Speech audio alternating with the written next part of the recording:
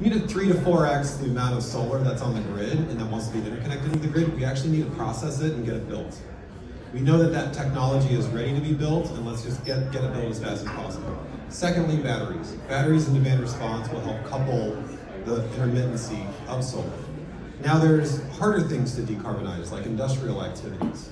We should totally go figure those out. There's going to be electrical processes that we can use to go convert molecule-based processes to electrical stuff, and then there will always be sustainable fuels and other alternatives. And then finally, the really hard stuff like carbon sequestration and carbon credits, we should totally do those too. Those will become easier as we get through the price curve.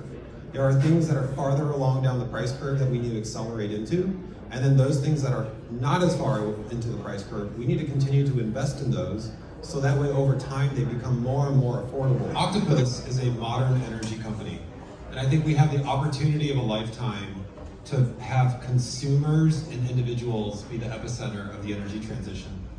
You know, we are going to 300, 400, 500% increase the amount of electricity that people consume as we move from molecule-based consumption to electron-based consumption.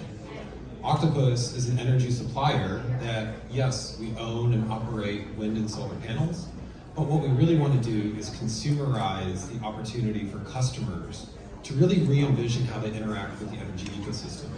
You know, electricity is invisible, and so they need a product and an entity that they can trust. The utility historically has been that. We are a modern version of that utility. We help consumers really become proactive participants in electrifying their consumption and associating that, whether that's a hot water heater or a heat pump or an EV or a battery, every time they buy one of those things, reduce their energy costs.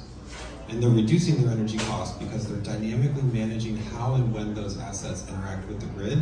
And at Octopus, that's our specialty, is to take these millions of assets, operate them with what the grid needs, but also pass value significantly back to the customer.